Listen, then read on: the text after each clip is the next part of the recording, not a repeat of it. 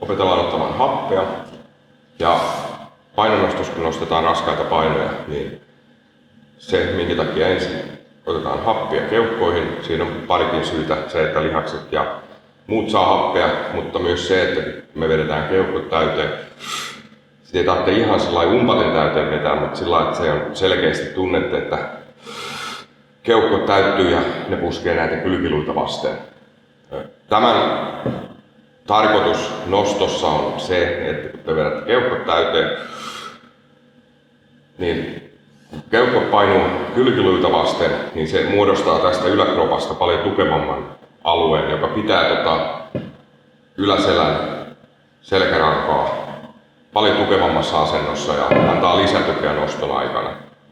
Tähän on hyvä esimerkki siihen, että miksi näin tai missä tapauksessa näin tapahtuu. Esimerkiksi jos sulla on limsapullo, jos sä avaat sen korkin, että se on tyhjä, siellä ei ole vedettynä happia sisällä, saat helposti sen painettua littanaksi. Mutta jos sä puhallat sinne ilmaa, vaan korkin kiinni ja painat siihen jalalla, niin se pysyy kasassa. Se on sama homma tässä kehossa. Eli sitten kun otetaan happia ja pysäytetään se hapenotto, niin tähän päälle saa laittaa huomattavasti enemmän painoa. Samalla lailla niin kuin siihen limsapulloon tai tyhjään muovipulloon saa laittaa enemmän painoa päälle silloin, kun se korkki laitetaan kiinni siinä ja pysäytetään se hapen poistuminen.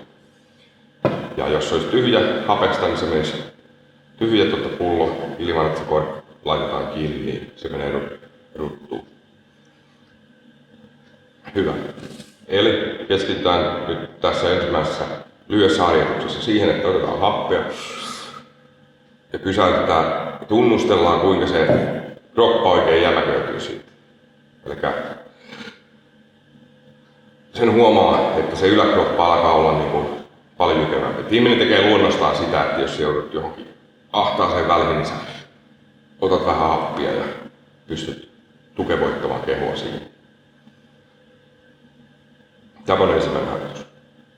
Tehdään se 5 kertaa.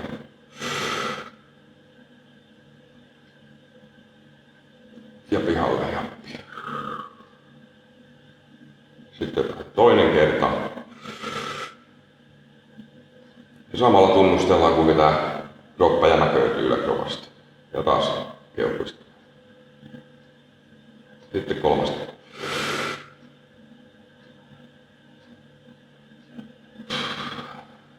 Ja tämä on ehkä sellainen asia, mikä kaikille on tuttua, että me ollaan hengitetty ja otettu happea, kun lähdetään uimaan tai sukeltamaan tai mitä tahansa, niin tätä meidän ei välttämättä tarvitse reeninomaisesti niin useasti tehdä, mutta tiedostatte nyt sen, että mitä tässä tehdään, kun mä sanon esimerkiksi, että otetaan keuhkot täyteen happea. Se tarkoittaa, että otetaan happea keuhkoihin, ei ihan umpaten täyteen, vaan sen verran, että se keskivartalo tulee mukavan tukevaksi.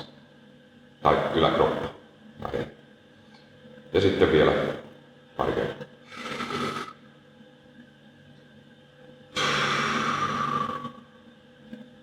Tässä välissä on ihan hyvä pitää saa pieni tauko ja hengitellä ja sitten ei rupea huimaamaan, koska se, että jos monta kertaa ottaa oikein kunnolla sitä happea, niin saattaa ruveta huimaamaan.